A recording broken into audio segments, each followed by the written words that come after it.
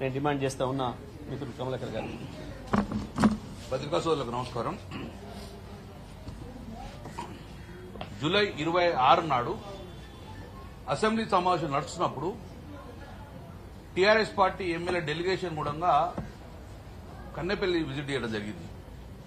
మా కళ్ల ముందు కూడా వందలాది టీఎంసీల నీళ్లు సముద్రపాలవుతుంది.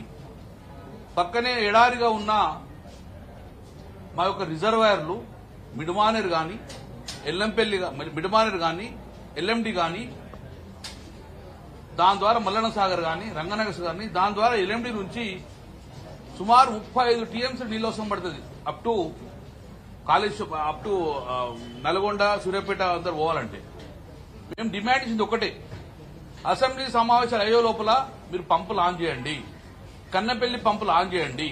ఆన్ చేసి నీళ్లు ఇవ్వనంగానే ఇమ్మీడియట్ గా తెల్లారే ఆన్ చేశారు. మేము అనుకున్నాం మా మిడుమానేరు ఎల్ఎండి అని నింపుతా అనుకున్నారు. కానీ అసెంబ్లీ సమావేశం రాగానే మళ్ళా ఈరోజు స్విచ్ ఆఫ్ చేసింది. ఏమంటారు ఇప్పుడు వీళ్ళు? ఎల్లంపల్లి నుంచి నీళ్లు ఇచ్చామన్నారు. ఇప్పటి వరకు ఎల్లంపల్లి నుంచి నీళ్లు వాళ్ళు కేవలం 11 టీఎంసీ మాత్రం ఎత్తేశారు, ఆఫ్ చేసేశారు. ఇప్పుడు మిడుమానేరు నుంచి ఎల్ఎండి కానీ ఎల్ఎండికి ఒక చుక్క నీళ్లు కూడా ఇంతవరకు రాలే. ఎల్ఎండి మేము 26వ తారీఖు నాడు విజిట్ చేస్తే 5 టీఎంసీ ఉన్నాయి, ఇప్పుడు 5 టీఎంసీలు ఉన్నాయి.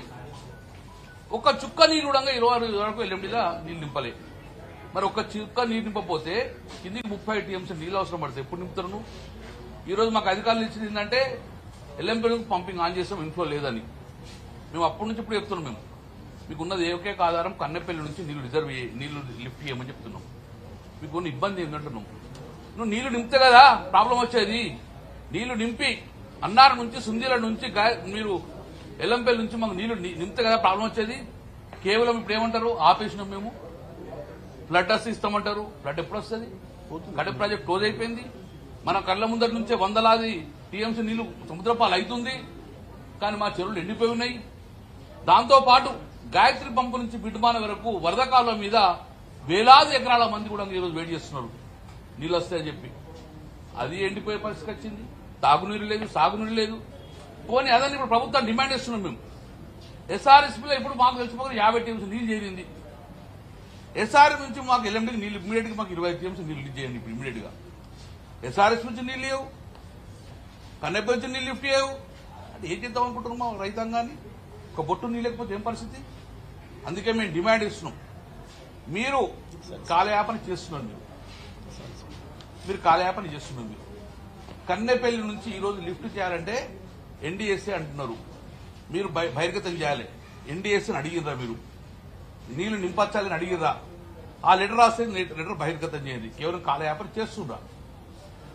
ఎన్డీఎస్ఏ మీకు ఇయ్యని చెప్పని చెప్పిందా? నింపదని చెప్పిందా? మీరు అనుమతి అడిగినరా?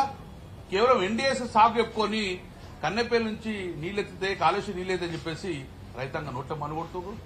అటు అన్నారం ఎండబెడుతున్నారు, సుందీలను ఎండబెడతారు, ఎల్ఎండి ఎండబెడతారు, మిడుమాన్ ఎండబెడతారు. ఇట్లా ప్రాజెక్ట్ పోతున్నటువంటి తెలంగాణ ప్రజల గొంతు కనుక ప్రయత్నం చేశారు. మామూలు డెఫినెట్ గా డిమాండ్ చేస్తున్నాం. అసెంబ్లీ అయిపోయిందని కాదు, ప్రజాక్షేత్రం పోరాడిస్తాం.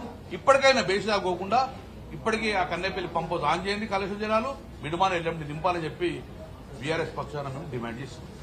ప్రభాకర్ రెడ్డి గారు.